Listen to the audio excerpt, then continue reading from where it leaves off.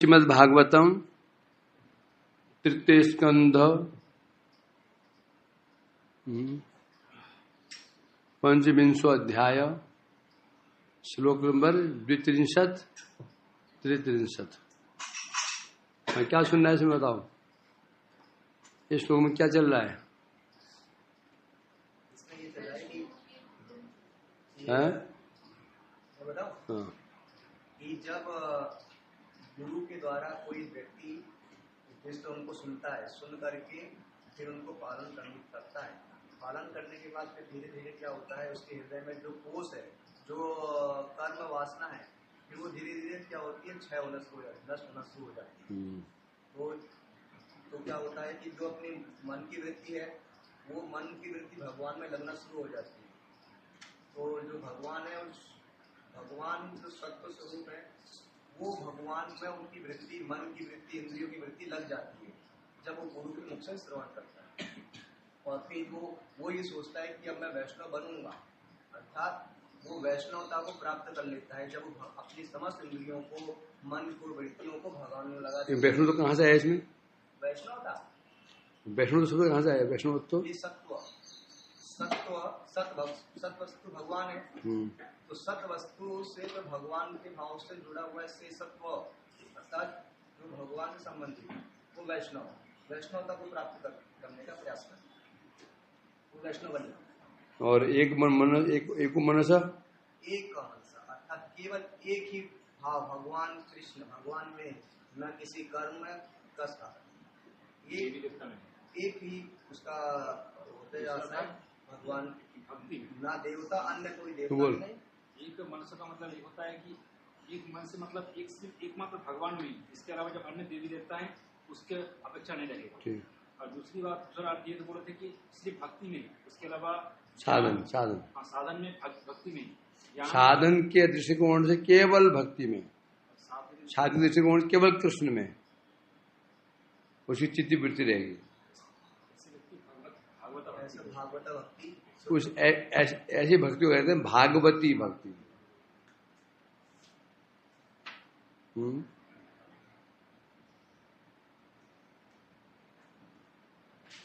अब श्लोक में था अनुसर्विक कर्मणाम,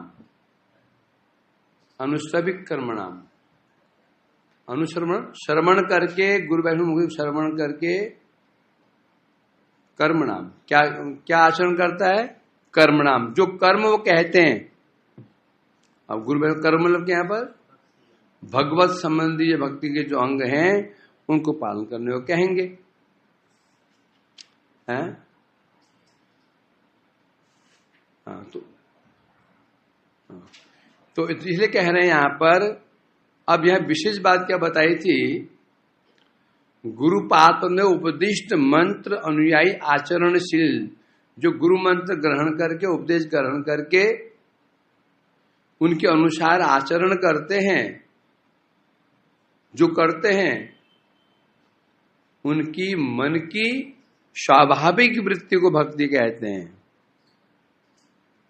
गुरु मंत्र ग्रहण करके, गुरु उपदेश ग्रहण करके जो आचरणशील आचरण करते हैं,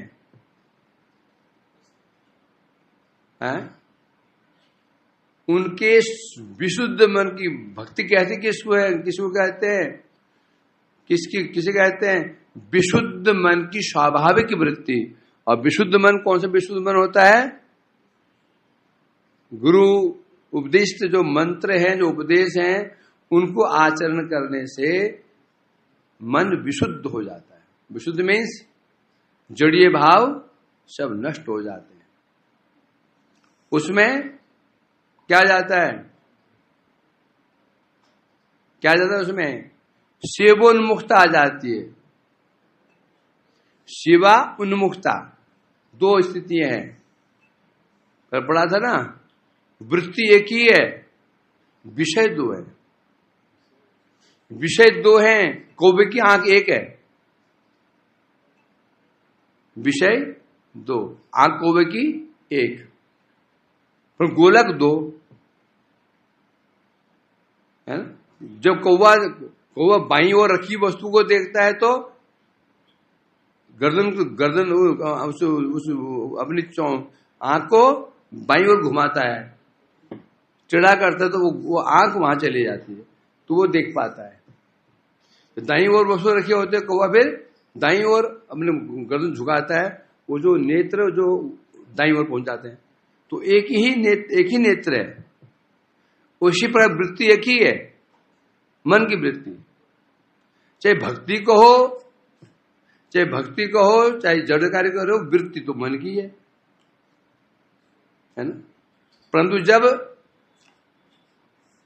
शुद्ध भक्ति का आचरण करता है, आचरण करते करते करते जो उसके जड़ी भाव नष्ट होने शुरू हो जाते हैं, तो धीरे धीरे उसकी जो जड़ वृत्ति थी, जड़ वृत्ति मीन्स भोग उन्मुखी वृत्ति, वो कम होनी शुरू हो जाती है। क्यों कम होनी शुरू हो जाती है? गुरु मुख से मंत्र और उपदेश सुन करके उसकी जड़ीय वृत्ति मन की वृत्ति नष्ट क्यों हो जाती है? क्योंकि वो श्रवण करता है जड़ जगत की अनित्यता। जड़ जगत अनित्य है, नाशवान है, दुखमय है। ये श्रवण करते करते धीरे धीरे नियम होता है, जिस विषय में श्रवण करते हैं हमारी वृत्ति भी वैसी लग जाती है। 100% है। एक बहुत नामपरायण साधु है, बहुत नामपरायण, बहुत शिवपरायण है, कोई वृंदावन बहुत शिवपरायण है। यदि ऐसा संग मिल जाए जो महागपोड़ी हो, घन गपोड़ी, जो भक्त नहीं हो, विषय व्यक्ति मिल जाए, उसका संग करते करते विषय की महिमा सुनते सुनते मोबाइल में ये होता है, उसमें ये होता है, उसमें ये होता है, उसमें ये होता है, शादी करके ये होता है, या आनंद होते हैं, रोटी गरम रोटी मिल जाती है, सब्जी मिल जाती है, कपड़े धोने नहीं पड़ते, आदि आदि, ऐसी महिमा गान करता है वो। ऐसी महिमा गान करते धीरे धीरे क्या हो जाता है? वृत्ति वहां चली जाती। क्यों जाती है? क्योंकि अभी उसकी वृत्ति भक्ति में स्थिर नहीं हुई है, अभी भक्ति साधन में, भक्ति भाव में नहीं पहुंची है। अभी हम लोग हैं, हमारी वृत्ति कुछ तो लगी हुई है, नहीं ऐसी बात नहीं है, लगी हुई है, परंतु स्थिर नहीं है। होता क्या है? इसलिए स्थिर न रहने के कारण कभी विषय व्यक्ति को संग कर लेते हैं, धीरे धीरे वृत्ति वहां चली जाती है ना। तो साधु संग की महिमा, साधु संग में क्या हमें सुनने क्या मिलता है? जगत की अनित्यता, जगत का दुखमय, जगत दुखमय है, जगत अनित्य है, जगत के 10 दोष, 10 नहीं करोड़ों दोष हमें गिना देते हैं। कौन? भगवान और साधु संत गिना देते हैं, समझा देते हैं, देखो तुम जो कर रहे हो, देख रहे हो, ये तुम सुख नहीं है, दुख है। उदाहरणों के द्वारा, युक्ति के द्वारा, उदाहरण के द्वारा, देखा उसका ऐसा हुआ, देखा उसका ऐसा हुआ। अच्छा वाला भजन कर रहा था, खुजली मची, शादी कर लिया, पूछो किसी क्या हालत है उसकी, सारा दिन अब भागा यहां मारा फिर रहा है। अच्छा वाला बैठ खा रहा था। ऐसे उदाहरण देते हैं। तो धीरे धीरे क्या होता है, सुनते जड़ी विषय से तो डर लगना, बाप रे इतना खतरनाक है। तो धीरे धीरे और साथ में क्या सुनाते हैं? भगवान की महिमा। ज्ञान मार्ग, ये ज्ञान मार्ग में समस्या है। ज्ञान मार्ग में जड़ जगत की अनित्यता तो दिखाई गई, जड़ जगत की अनित्यता दिखा दी गई, ये अनित्य है, नैति करते ये माया सब दिखा दिया, निगेटिव और पॉजिटिव बताया नहीं, तो करना क्या है? साधु संग क्या, साधु दोनों बातें आ जाती है ना। हानि क्या है, लाभ क्या है? अत्याहार प्रयास प्रजल्पो नियमाग्रह जन संग से लौलंग भक्ति विनश्यति। पॉजिटिव क्या है? उत्साह निश्चया धैर्य तत्त कर्म परिवर्तनात् संग त्यागा तो वित्त शरीर भगवान दोनों दोनों ही। नेगेटिव भी दिखा दिया, हमें क्या नहीं करना है। साधु संत शास्त्र हमें ये, भक्ति शास्त्र हमें ये, भक्ति शास्त्र क्या बताते हैं, जो हमारे हानिकारक है वो ये है, तो ये नहीं करना है। निषेध और विधि, विधि और निषेध, असंख्य उपदेश, 4 वेद, 108 उपनिषद, 18 पुराण, 18 उपपुराण, महाभारत, रामायण, गीता, संहिताएं, और फिर जो आचार्यों के द्वारा रचित ग्रंथ, अथाह ग्रंथ है। जितने ग्रंथ के उपदेश 2 ही प्रकार के होते हैं, उपदेश 2 ही प्रकार के होते हैं, विधि मूलक, निषेध मूलक।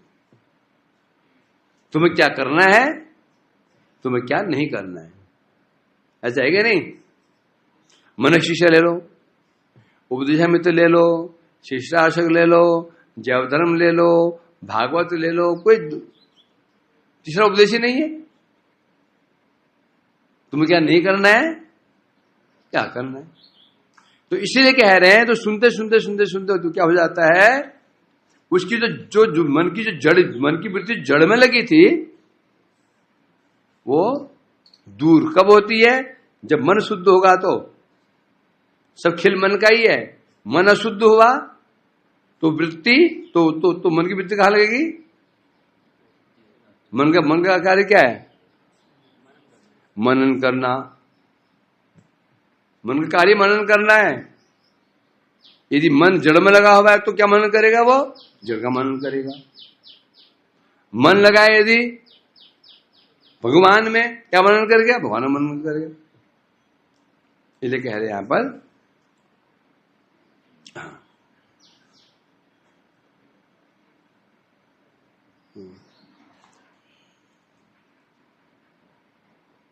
आरो विष्णु रहस्य ग्रंथे उक्ता छे उत्सर्गात मलमूत्रादि। पर इंद्रिय की वृत्ति भगवान में लगनी चाहिए। सब इंद्रिय वृत्ति कैसे लग सकती है। जो आंख की वृत्ति ठीक है, कान की वृत्ति भी ठीक है, नाक की वृत्ति भी ठीक है, तुझे की वृत्ति भी ठीक है। अब जो हमारे जो जड़ेंद्रिय, जो कर्मेंद्रिय हैं, इनकी वृत्ति कैसे, स्पेशल उदर और उपस्तर, पायु और उपस्तर, इसकी वृत्ति कैसे, इसकी वृत्ति क्या मतलब बनता है। चलो हाथों की वृत्ति सेवा करेगा, करो हरे मंजिल मार्जन आदि, ठीक है। चरण की वृत्ति, पादो तो पादो हरे क्षेत्र पदानुसर्पणे, पाद सेवा, चरण से उसकी वृत्ति परिक्रमा, ठीक है, ये भी क्लियर है। फिर और क्या कर्म इंद्रिय है, वाक, वाक का भी ठीक है, अच्युत कथोदय, नाम कीर्तन करेगा, कथा करेगा और स्तुति करेगा, ये भी ठीक है। अब जो पायु उपस्थ है, इसी वृत्ति कैसे ले जाए, मतलब बता रहे हैं यहां पर। कह रहे हैं उत्सर्गात मलमूत्र आदि। मलमूत्र उत्सर्ग करता है, जो प्रत्याग करता है, बता रहे हैं। अर्थात मलमूत्र आदि त्यागे जेहेतु चित्त सुस्तता होय, अते पायु पर तहारी आराधन साधन। बता रहे पायु और उपस्थ की वृत्ति कैसे कैसे कैसे भाई, जब कह दिया सब इंद्रिय, भगवान कौन है, ऋषिकेश है ना। तो मतलब सब इंद्रियों के मालिक हैं, और सब इंद्रिय क्या करेंगे, प्रभु सेवा करेंगे। अब पायु उपस्थ का सेवा करेंगे, पेशाब कर रहे हैं, पायखाना कर रहे हैं। अब ये कैसे, ये दो इंद्रिय सेवा कैसे लग जाएंगे, तब बता रहे हैं। क्यों, कहीं मैं कहता हूं ना, वो टट्टी करना भी कहता ना, ये इसमें आ गए। मैं तो आइडिया से कहता था, खान हग रहे हैं, सो रहे हैं, पेशाब कर रहे हैं, कहते ना, तो इसमें ये लिखा है बोला क्यों, इसे कह रहे हैं क्योंकि मलमूत्र त्याग से चित्त सुस्त होता है, मन शांत होता है। क्यों शांत होता है? यदि मल मूत्र नहीं करेंगे शरीर खराब रहेगा, शरीर खराब रहेगा तो मन खराब रहेगा, मन खराब रहेगा तो फिर वृत्ति मनन नहीं होगा। जिस दिन हर पेट खराब हो जाए, पेट साफ नहीं होता तो क्या होता है? पेट भारी रहता है, आलस्य आता है, हैं? और पाठ बैठ नहीं सकते हैं, चित्त मन अशांत हो जाता है, हैं? यदि मल मूत्र भी नहीं हो तो भी बड़ी समस्या आ जाती है। तो कह रहे हैं क्योंकि मलमूत्र त्याग से चित्त सुस्तता है, चित्त मने मन शांत रहता है, और हाँ, और इसलिए पता तहारे आराधना, इस तो क्या बन गई ये दोनों आराधना के साधन बन गए। पायु उपस्थ, हैं? पायु मीन्स मूत्रेंद्रिय, उपस्थ मीन मलद्वार, मलद्वार मूत्र द्वार है ना, ये भी साधना के क्या है, ये क्या बन गए?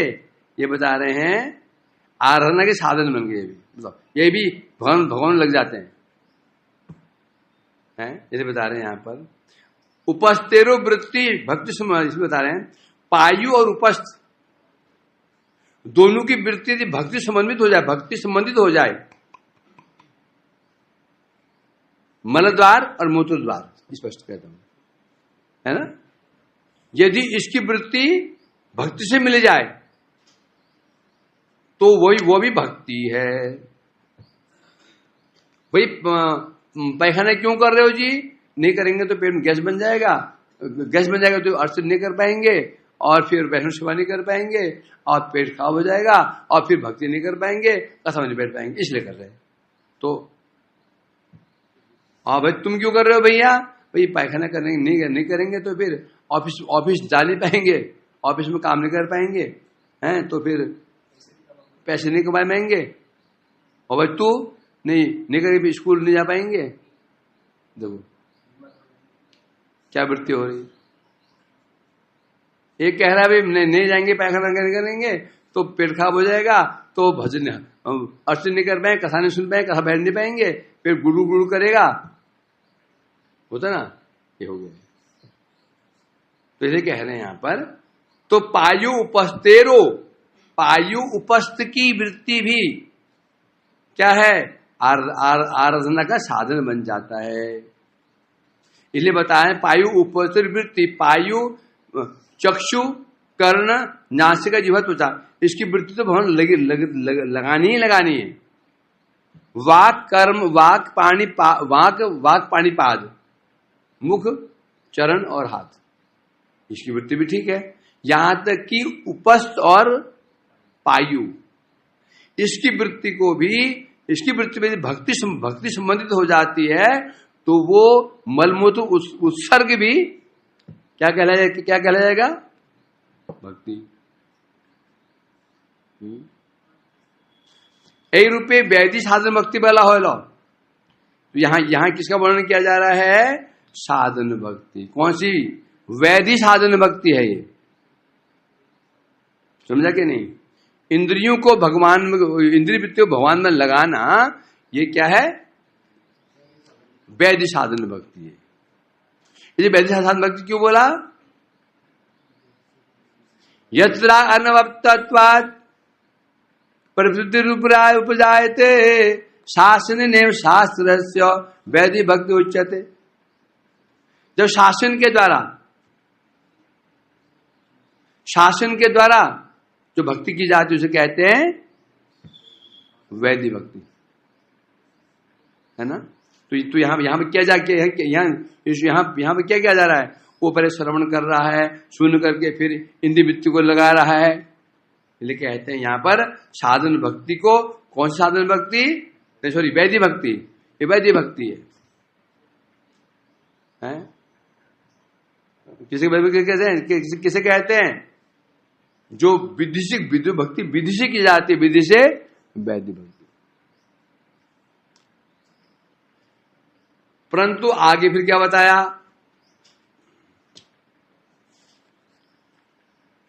फिर बताया ना,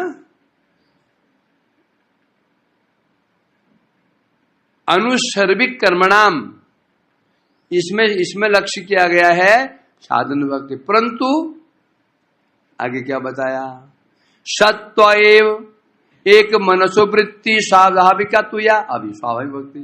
तो यहां पर भक्ति का लक्ष्य क्या है, भाव भक्ति को। क्या बता रहे हैं, अब यहां भाव भक्ति का भी वर्णन किया जा रहा है।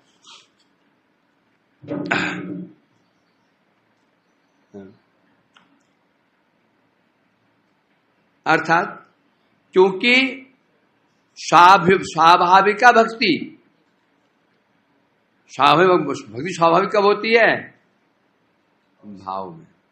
भाव भक्ति ही स्वाभाविक होती है, वैदिक भक्ति स्वाभाविक नहीं होती। वैदिक भक्ति से कहते हैं शासन शासन शास्त्रस्य राग अनुवाप्तत्वात् वैदिक प्रवृत्ति उच्यते, शासनेव शास्त्रस्य वैदिक भक्ति उच्यते। जहां पर राग मतलब अभी राग उत्पन्न नहीं हुआ, प्रेम उत्पन्न नहीं हुआ, राग उत्पन्न नहीं हुआ अभी, परंतु तो बोले राग मतलब राग उत्पन्न नहीं हुआ तो शिवा क्यों कर रहा है वो, वैदिक प्रवृत्ति उच्चते, तो क्यों कर रहा है वो, बोलते शास्त्र ने शास्त्र, शास्त्र पढ़ करके डर करके या विधि जान करके वो कर रहा है, तो स्वाभाविक प्रवृत्ति नहीं है। परंतु अगले लाइन में जो बता रहे हैं वो क्या बता रहे हैं, पूरा बोलना आगे, सत्वे मूर्ख पढ़ना, सत्वैव एक मनसो वृत्ति स्वाभाविक का। अब यहां पर क्या बता रहे हैं, ये भाव भक्ति है। अर्थात मतलब क्या हुआ, जो पहले बताए थी क्या, साधन भक्ति द्वारा साध्या। भाव भक्ति किसे कहते हैं, जो साधन के द्वारा सिद्ध होती है। साधन भक्ति किसे कहते हैं, जिसका लक्ष्य भाव भक्ति होती है। बोल,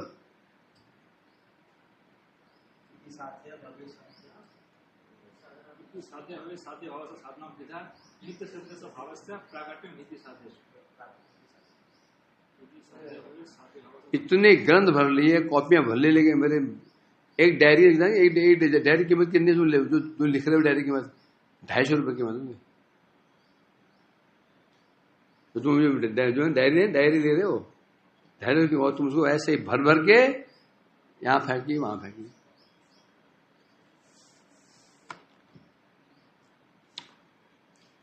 तो इसलिए कह रहे हैं यहां पर साधन भक्ति द्वारा साध्य भाव भक्ति एवं रागानुग भक्ति का संक्षेप वर्णन इस श्लोक में कपिल भगवान कपिल देव ने वैदिक भक्ति का वर्णन किया है,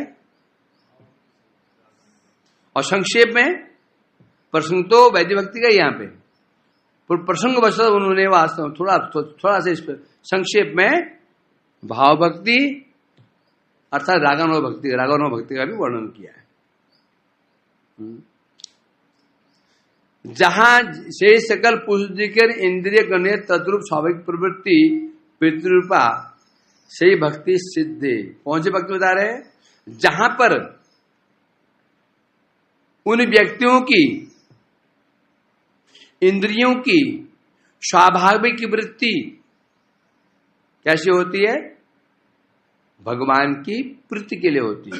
किन पुरुषों की जिनका चित्त शुद्ध हो चुका है,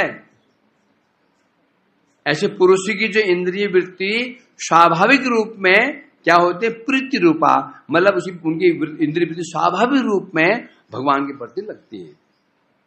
ऐसी भक्ति ही सिद्धे करी, ऐसी भक्ति ही मुक्ति श्रेष्ठ है। इट मीन्स शुद्ध भक्ति, ज्ञान मिश्रा भक्ति, कर्म मिश्रा भक्ति, योग मिश्रा भक्ति नहीं। ये भक्ति मुक्ति श्रेष्ठ नहीं है। कौन सी भक्ति? स्वाभाविक, है ना। तो ऐसे भक्ति बता रहे हैं मुक्ति से भी श्रेष्ठ है। इसके द्वारा, यह द्वारा स्वाभाविक जो वृत्ति तहा सिद्ध हो गए। यहां से या क्या सिद्ध हुआ? तो स्वाभाविक की जो भक्ति वृत्ति है और मुक्ति से भी श्रेष्ठ है। अब यहां से नया शब्द जुड़ा, स्वाभाविक की वृत्ति। क्या जुड़ा अभी तक? स्वाभाविक की वृत्ति। तो स्वाभाविक वृत्ति दो प्रकार की, वैधि रागानुगा भेदे द्विविध। स्वाभाविक जो वृत्ति है इंद्रियों की भगवान के प्रति, और दो प्रकार की होती है, एक वैधि, एक रागानुगा, है ना। जो कहते हैं वैधि भक्ति, रागानुगा भक्ति। वैधि साधन भक्ति, रागानुगा साधन भक्ति बता रहे दो प्रकार का होता है। अर्थात कैसे?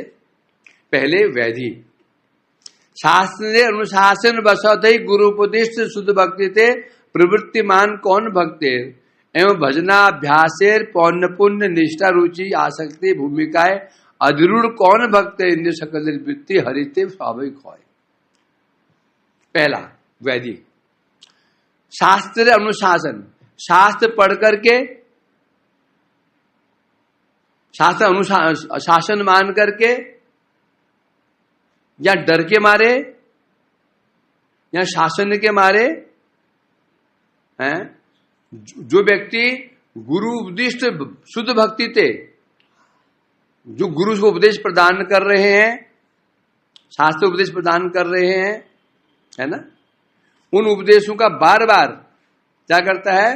उपदेशों का प्रवृत्तिमान, उन उपदेशों का आचरण करता है। गुरु जी से जो उसने शास्त्र वाणी, शास्त्र उपदेश सुने, भक्ति के उपदेश सुने, उनका आचरण करता है, और बार बार आचरण करते करते करते करते क्या हो जाता है? श्रवण करता है, कीर्तन करता है, करते करते करते करते श्रद्धा, साधु संग, भजन क्रिया, अनर्थ निवृत्ति, निष्ठा, रुचि, आसक्ति भूमिका दूर करते करते वो साधक आसक्ति तक पहुंच जाता है।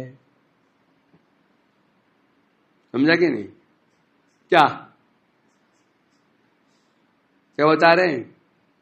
गुरु उपदेश प्रदान, गुरु उपदेश को सुन करके अब वो भक्ति करना शुरू कर देता है, मन भजन क्रिया करता है, भजन क्रिया करते करते अनर्थ निवृत्ति, निष्ठा, रुचि, आसक्ति तक पहुंच जाता है। जो आसक्ति भूमिका पहुंच जाता है, उस समय उसकी इंद्रिय की वृत्ति हरि में स्वाभाविक हो जाती है। आसक्ति पहले नहीं, आसक्ति में भी इंद्रिय स्वाभाविक भक्ति में प्रभु लग जाती है। निष्ठा में लगेगी नहीं, निष्ठा में क्या होगा? लगेगी नहीं। रुचि में भी बुद्धिपूर्वक, आसक्ति में जो वृत्ति होती है स्वाभाविक आ जाती है। समझा कि नहीं? फिर बता रहे हैं यहां पर, हाँ, तो आसक्ति की भूमिका में जब पहुंच जाता है, उसमें भक्ति की इंद्रिय वृत्तियां हरि में स्वाभाविक लग जाती हैं। अब उसको क्या स्वाभाविक रूप में वो कीर्तन में उसकी रुचि हो जाएगी, कथा सुनने में रुचि हो जाएगी, नाम करने में रुचि हो जाएगी, सेवा करने में रुचि हो जाएगी। कैसे? उदाहरण दे रहे हैं। यथा प्राकृत लोकेर पति पुत्र आदि से स्वाभाविक आसक्ति। जैसे इस संसार में किसी की प्राकृत जो पति है और पुत्र आदि में जो उसकी वृत्ति, उसकी क्या होती है? स्वाभाविक आसक्ति स्वाभाविक होती है। पति में, पुत्र में, माता पिता में आसक्ति कैसे होती है? स्वाभाविक होती है ना। स्वाभाविक, बुद्धियों पर नहीं करना पड़ता। ये पूछो भाई, तू अपने पुत्र की सेवा क्यों कर रही हो, पुत्र लालन पालन क्यों कर रही हो, क्या बोलेगी? पुत्र है मेरा, कर रही हूं, पुत्र है मेरा, है ना। तो इसलिए बता रहे हैं यहां पर, जैसे संसार में जैसे जो हमारे जागतिक बंधु बांधव होते हैं उनके प्रति जैसे स्वाभाविक प्रवृत्ति होती है, उसी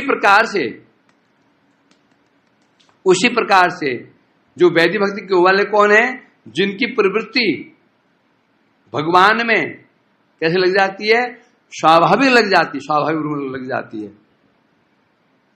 ये एक प्रकार के हुए, परंतु इनकी प्रवृत्ति लगी कैसे? सुनते सुनते गुरु जी उपदेश लिया, मंत्र लिया, उपदेश लिया, कथाएं सुनी, फिर आचरण किया, श्रवण कीर्तन सेवा की, करते करते करते करते जड़ से मन से जड़ीय भाव दूर होते होते होते होते अनर्थ निवृत्ति हुए, फिर निष्ठा आई, करते करते पहुंचे आश्रित। एक ये हुई।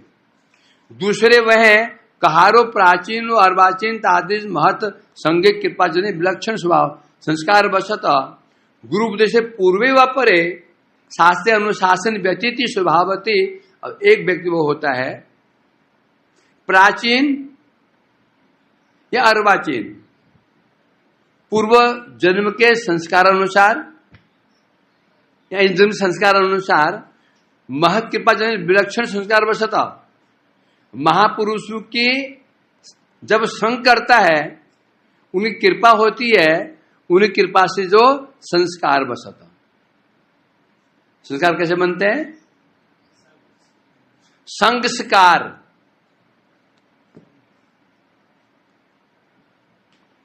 किसे कहते हैं? जो संग से बनते हैं उसे कहते हैं संस्कार। ध्यान रखना, भजन करना है आगे बढ़, ध्यान रखना संस्कार को कुछ नहीं है। जैसे हम संग करते हैं संस्कार वैसे बनने शुरू हो जाते हैं। जैसे संस्कार बनेंगे जन्म अगला वैसे ही मिलने वाला है। वो संस्कार क्या बन जाएगा? हमारा स्वभाव। स्वभाव जैसे गुण भी वैसे, गुण से कार्य भी वैसे। विवश हैं हम, विवश हैं। सोचो ना क्या कारण है? क्या कारण है हम नाम रुचि नहीं हो पा रही है? क्या कारण है? भक्ति विरुद्ध काम करने की काम बड़ी देर मन चला जाता है। क्यों जाता है? एक व्यक्ति देखते हैं भक्ति बड़ा मुझे मन जा रहा है, एक दूसरा व्यक्ति है भक्ति मन जा ही नहीं रहा है। जो भक्ति विरुद्ध कार्य है ना, बड़ी रुचि है उसको। क्यों? खेल ये खेल जन्म का नहीं है, ये खेल है जन्म का। भक्ति करने का आने के बाद भी सोच के आए थे भक्ति ही करनी है, सोच के आए थे ना। और पढ़ते भी हैं और पढ़ाते भी हैं लोगों को, कैसे परंतु कर रहे हैं। तिथियां पालन करते हैं, महिमा सुनते हैं, सुनाते हैं, उन्होंने ऐसे किया, उन्होंने ऐसे किया, उन्होंने ऐसे किया, रघुनाथ को ऐसे किया। हरिहर ठाकुर 3 लाख नाम करते थे, वो ऐसी सेवा करते थे। करनी प्रवृत्ति होती है, हो रही कहाँ? मुझे दिखाई नहीं पड़ रहा, हमारी नहीं हो रही। क्यों नहीं हो रही है? संस्कार। मतलब हमने जो संग किया, हमने जो संग किया, उनका संग किया जो प्रतिष्ठा कामी थे। संग तो किया, भक्तों संग तो किया हमने, नहीं किया तो आते नहीं। संग तो किया, पर उत्तम भक्तों संग हमको नहीं हो पाया। जो भक्त बड़े है ना, जो कुछ बड़े बोले भक्त, उनका संग किया हमने। समझेगा नहीं? अभी फिर ऐसे करेंगे आगे फिर यही मिलने वाला है। ये भूल जाओ जो हमारा लक्ष्य भक्ति, जो लक्ष्य हमारा, जो हमारा लक्ष्य, जो भक्ति में लक्ष्य है, वो नहीं मिलने वाला। जन्म जन्मांतर तक सारा खेल किसका है? सबकी टिका हुआ है संग पे। संग मिल गया कोई समस्या नहीं, इजीली इसी जन्म में हो जाएगा। और संग नहीं मिला तो एक जन्म नहीं, एक कल्प में नहीं होने वाला। तो यहां कह रहे हैं, कहां चला गया? हाँ, बता रहे हैं प्राचीन व अर्वाचीन महासंग। जैसे हमने पूर्वजन्म, प्राचीन में ना पूर्वजन्म में जो हमने सत्संग किया, अर्वाचीन में इस जन्म में सत्संग किया, साधु का संग किया, है ना। कहां चला जाता है? हाँ, तो संग किया कृपा जनित विलक्षण। उनकी कृपा से क्या हुआ? हमें क्या हुए? संस्कार प्राप्त हुए। सत्संग किया, महत्संग किया, चाहे पूर्व जन्म में क्यों नहीं किया हो या इस जन्म में किया हो, उसे क्या प्राप्त होगा? किसने संग किया? महत्संग, संग नहीं, महत्संग किया। उसके प्रभाव से हमको या उस व्यक्ति को विलक्षण संस्कार प्राप्त हो जाते हैं। कैसे लक्षण? विलक्षण उसको संस्कार प्राप्त हो जाते हैं। बस उपदेश से पूर्व और गुरु उपदेश से पहले, गुरु उपदेश नहीं दिया उसको अभी उसको गुरु मिले ही नहीं। अभी गुरु को उपदेश से पहले ही उसकी प्रवृत्ति भक्ति में है। गुरु उपदेश देने से पहले ही गुरु बनाए नहीं, उसने गुरु बनाया ही नहीं। पहले से स्वाभाविक रूप में उसकी वृत्ति कहां पर है? भगवान में। या फिर परे शास्त्र अनुशासन व्यतीत, साधु गुरु के उपदेश देने पहले ही दो चीज, गुरुजी ने कहा या शास्त्र में पढ़ा, दो चीज होती है। शास्त्र में कहा तो भाई भजन करना चाहिए, कर रहा है। गुरुजी ने कहा तो भजन कर रहा है ना। गुरु उपदेश देने पहले ही बिना शास्त्र के पढ़े ही, बिना शास्त्र पढ़े भी नहीं, शास्त्र नहीं जानता हो। ये लोग ऐसे होते ना, कुछ बाहर में गवार टाइप, बहुत गवार टाइप के होते हैं।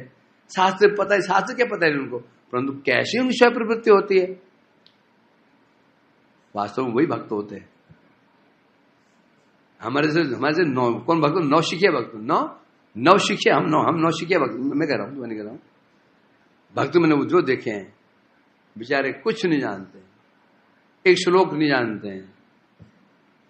शुद्ध भक्त, उत्तम भक्ति श्लोक बोलो, नहीं बोल पाएंगे। बोलो क्या भक्ति करता है? एक श्लोक बोल नहीं पाता है। 40 साल से मठ में, 50 साल से मठ में सेवा कर रहे हैं, एक श्लोक याद नहीं इसको उत्तम भक्ति का। भक्ति खा करेगा ये? जिनके उपेक्षा ना, उपेक्षा करते हैं जिनके, हम देखा मैंने मठ में, बहुत अनुभव किया। ऐसे भक्तों को पूछता नहीं बेचारों को, क्यों? उनको शास्त्र ज्ञान नहीं है, बोल सकते नहीं है, कथा सुना नहीं सकते हैं, कोई बाहर गुण है नहीं है, तो भूल जाते हैं। उनकी वृत्ति पूरी तरह से लगे भक्ति में। प्रभुपाद जी के पास एक क्या भक्ति गौरव भिखानस महाराज थे ना, तो इनकी बड़ी सिद्धियां थी। पहले सिद्धियां थी, बाद में मठ में आए, अहंकार था ही, अहंकार तो था ही कुछ। बोले प्रभुपाद जी मुझे कोई कथा सुननी है, तो और मुझे मतलब कि मठवास करना है और कथा सुननी है। तो परीक्षा लेने के लिए उन्होंने कहा देखो कथा सुननी है, तो वो खेत में एक क्या था उसका नाम, वैष्णव दास कोई नाम था, वो गार्डन में ना वृद्ध व्यक्ति थे, और सारा दिन खेतों में बगीचे में फूल लगाने, फल लगाने, पानी देना, वहां पर कथा चल रही है, कथा में मतलब नहीं है, और लगे खेतों में लगे फल फूल लगा रहे हैं, गुड़ाई कर रहे हैं, पानी दे रहे हैं, दिन भर उनका ये काम था। कथा सुनने जाते हो, जाओ, वो जो वो है ना, वो उनसे जाके कथा सुनो। देखे पर देखे इसी निष्ठा कैसी है, वैष्णव में निष्ठा। ये क्या बोलता है, वो पक्के थे, सीधे गए, हाथ जोड़े, प्रभु मुझे आदेश, प्रभु ने आदेश दिया अभी कथा सुनाने का। उन्होंने मुझे तो आता ही नहीं कुछ, मैं क्या सुनाऊं। अब प्रभु ने कहा है तो सुना शुरू कर दिया, समझा कि नहीं। पास हो गए, वो तो उनको संन्यास दे दिया। ये बोलते प्रभुपाद जी कोई और नहीं गया, कोई और नहीं गया, बोले क्यों, उसमें क्या हो गया, वो तो कभी कहा बैठते ही नहीं। समझ गया। हमारे समझ से क्या, हमको विश्वास किस पे है, अपनी बुद्धि पे, अपनी स्मरण शक्ति पे, अपनी वाक शक्ति पे पूरा विश्वास है, परंतु भक्ति में नहीं चलेगा। क्यों नहीं चलेगा? भावग्रही जनार्दन, तुम्हें कितना आता है क्या? मैंने ये देख लिया आज तक, ये देखिए मेरी प्रवृत्ति ऐसी, मेरे पंडित बनने की प्रवृत्ति था, हुई नहीं आज तक। क्यों नहीं हुई है? देखा है ना, ये जो पंडित प्रवृत्ति के लोग होते हैं ना, भक्ति में सीरियस नहीं होते हैं। जिन्हें मन में देखा आज तक, हमारे पुंडरीक प्रभु, हमारे शिशाई प्रभु, हमारे कई देखे महापुरुष देखे, जिनको कुछ नहीं समझते थे, परंतु कैसी निष्ठा, क्या दीनता, ये देखा। तो यहां का तो यही कह रहे हैं, यहां पर समस्या क्या हो रही है कि पहले वाला क्या था, गुरु जी सुन करके, साध सुन करके करना चाहिए, भक्ति करनी चाहिए, तो धीरे धीरे साधु संग किया, भजन हो गया। दूसरा कौन है, महासंग किया पूर्व जन्म का, इस जन्म का, उससे क्या हुआ, उनको कृपा प्राप्त हो गई। जी पर बिना सुने बिना पढ़े स्वाभाविक रूप में उनकी वृत्ति कहां लग जाती है, स्वाभाविक वृत्ति भगवान में लग जाती है, जिसकी ऐसी होती है।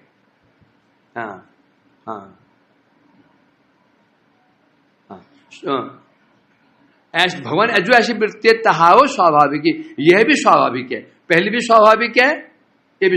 पहले कौन सी, जो गुरु पहले भजन प्रवृत्ति नहीं थी, नहीं भजन प्रवृत्ति हमें तो है, कहां प्रवृत्ति थी तुम्हारी, तुम्हारी मेरी तो नहीं थी, तुम्हारे पढ़ने के समय में पहले प्रवृत्ति भजन में थी नहीं, थी भी तो खिचड़ी थी, खिचड़ी क्या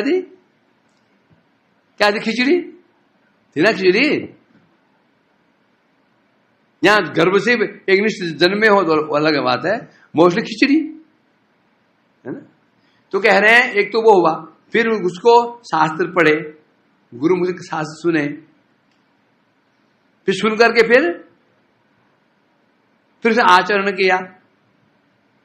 पहले साधु की संग किया, श्रद्धा हुई, साधु संग किया, फिर साधु में भजन क्रिया शुरू हुई, अंदर से नाश हुए, निष्ठा हुई, रुचि हुई, आसक्ति आ जाती, फिर आसक्ति के दिश में काफी हद तक प्रवृत्ति क्या जाती है, स्वाभाविक आ जाती है। समझा कि नहीं? उदाहरण देना, जो एक व्यक्ति की रुचि रसगुल्ले में है,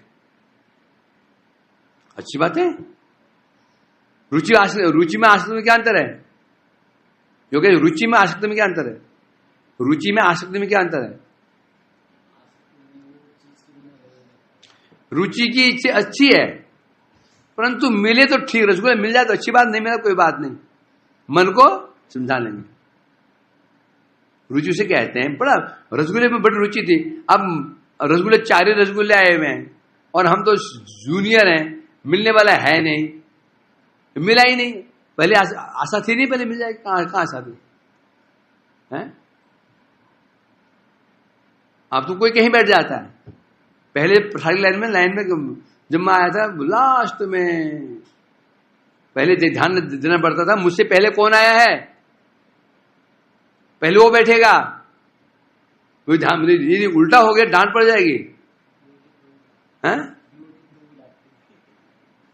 पहले हमें पे ध्यान देना पड़ता था, मुझसे पहले कौन आया है, और जो वहां बैठा वो ध्यान है मुझसे पहले कौन आया है,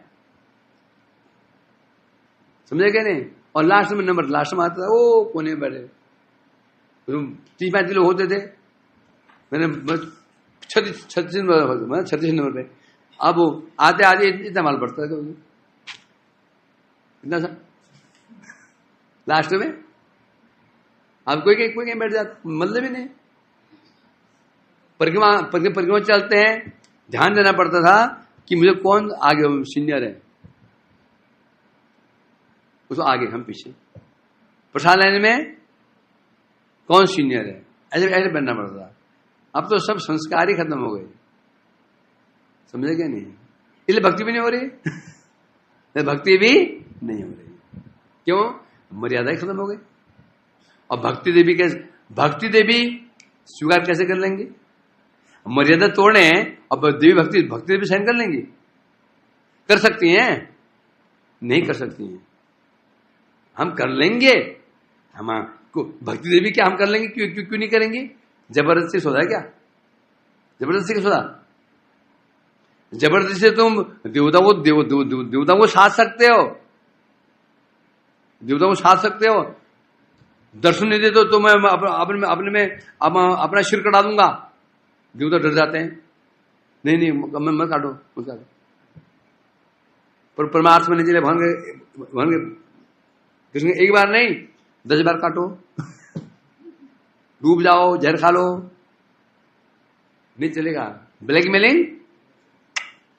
नहीं, भगवान ब्लैकमेल नहीं होते हैं। वहां तो भैया उनकी इच्छा है, उनकी इच्छा है। इच्छा है तो सब कुछ है, नहीं कुछ नहीं है। लाख माथा मारते रहो। तो ये तो बता नहीं, ये भी क्या है? स्वाभाविक।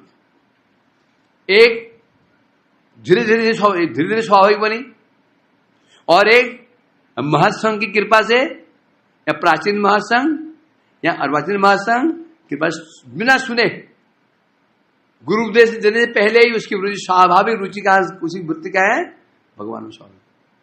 इसे कहते हैं रागानुगा। पहली कौन सी है? वैदिक। चिंता मत करो, अभी और पेज पढ़े हैं। अभी इस श्लोक का अभी 2 पेज और पढ़े हैं।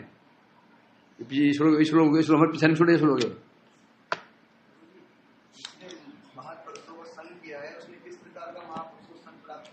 महासंघ किसे कहते हैं?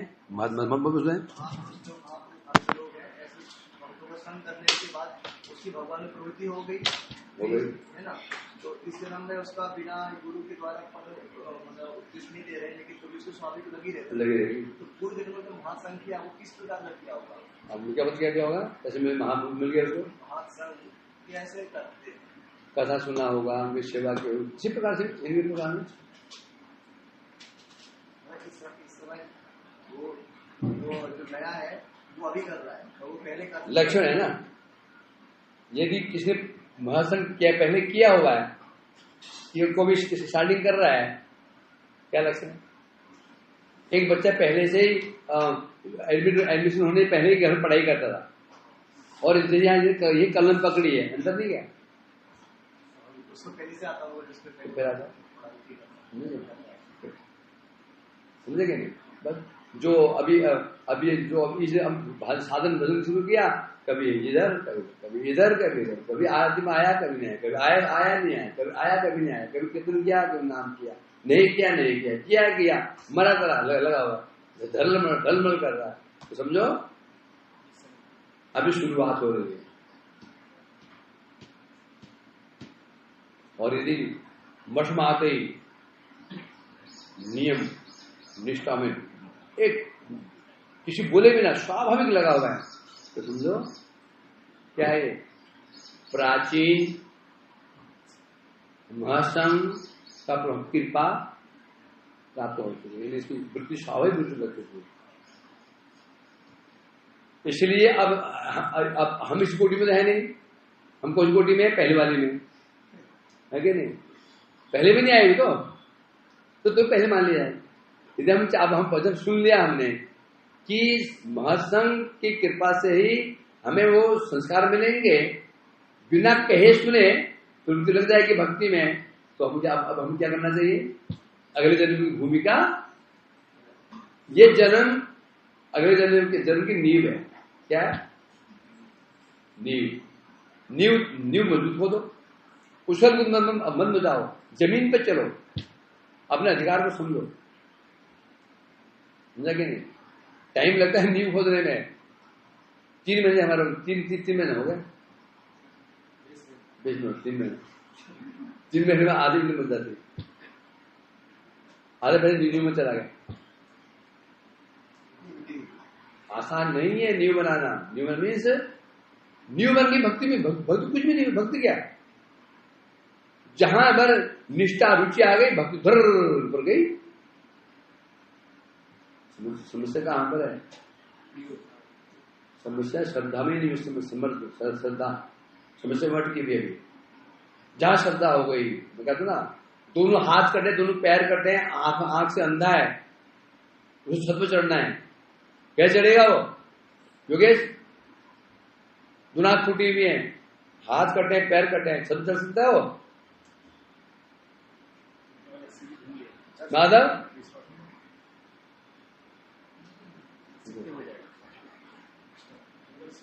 किसी प्रकार से हाथ घिसटते घिसटते घिसटते तो सीढ़ियां हैं, पहली सीढ़ी तक पहुंच जाए, पहली सीढ़ी तक पहुंच जाए। आंख नहीं है तो ऐसे करते करते करते करते करते करते चाहे 2 दिन लग जाए इसको, हाँ पहुंच जाएगा। तो कब?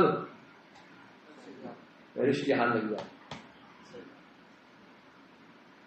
यदि पहले से हाथ लग गया, समझो पहुंच गया देर से देर। पहली सीढ़ी क्या है? पारमार्थ श्रद्धा। यदि हो गई, यदि हो गई श्रद्धा पारमार्थ हो गई, तो समझो कोई मायका लाल नहीं है। बड़े बड़े अनर्थ भी हमको अब वहां पहुंचने से रोक नहीं सकते हैं। हाँ, रास्ते में अनर्थ है तो डिले हो सकता है, देर हो सकती है, परंतु पहुंच जाएंगे। समझा कि नहीं? हरि बोल।